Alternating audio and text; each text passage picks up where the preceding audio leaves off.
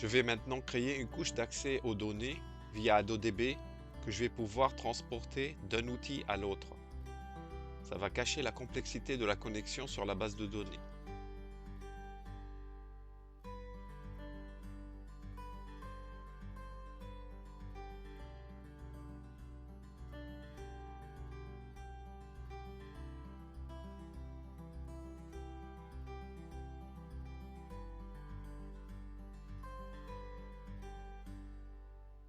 L'architecture est la suivante.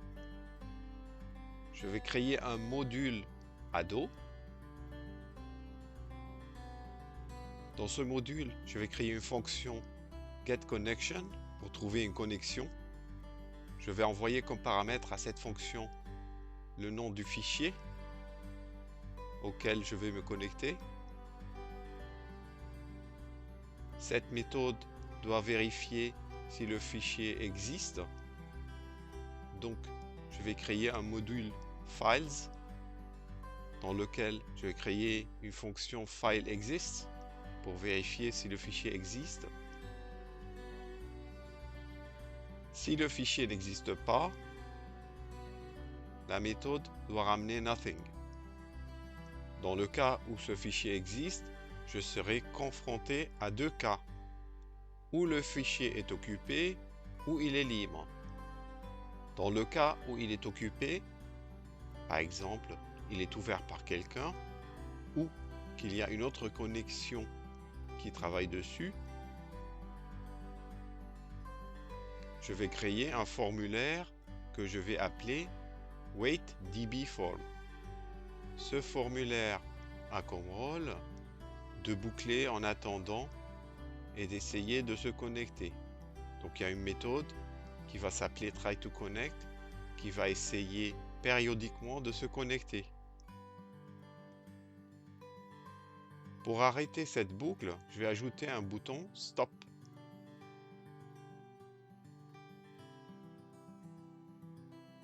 Dans tous les cas, getConnection va ramener ou Nothing ou Connection, un objet connexion.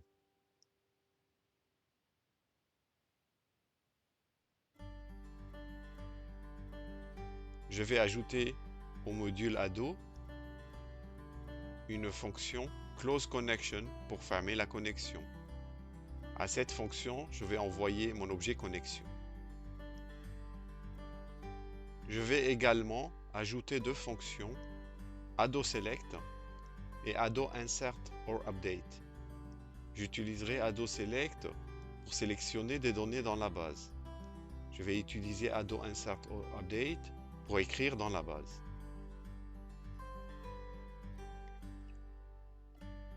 AdoSelect aura trois paramètres. Deux optionnels qui sont connexion et nom de fichier, et le troisième c'est la requête SQL. Un des paramètres optionnels doit être saisi. Ou bien on a déjà une connexion et on est dans le cadre d'une transaction, ou bien on envoie le file name et c'est la fonction qui va s'occuper de la connexion. Dans le cas d'envoi de file name, AdoSelect va s'occuper de faire la connexion puis la fermer. Le retour d'AdoSelect va être rangé dans un tableau bidimensionnel de string. AdoInsertOrUpdate va recevoir également ces trois paramètres.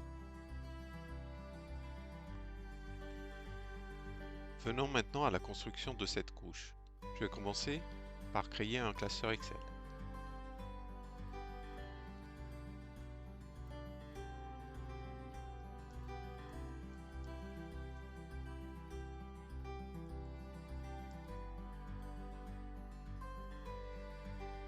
Je vais les transformer en format XLSM.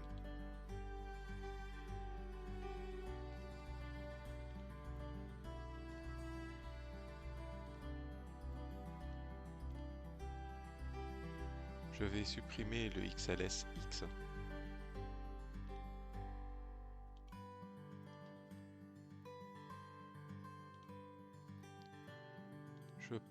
Je vais dans Visual Basic. Je vais créer un module Je vais le renommer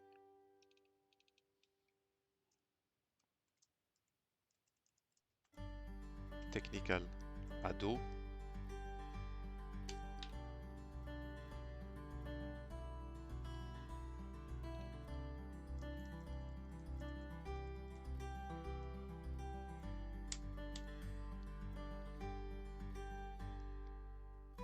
Je commence par rédiger ma fonction getConnection.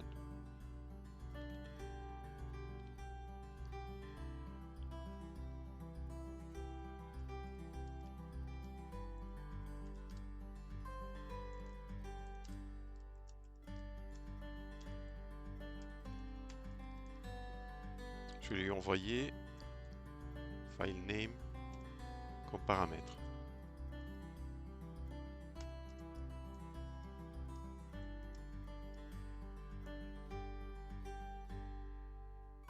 Il ne reconnaît pas la librairie AdoDB, donc ce que j'ai oublié de faire, c'est d'ajouter la librairie.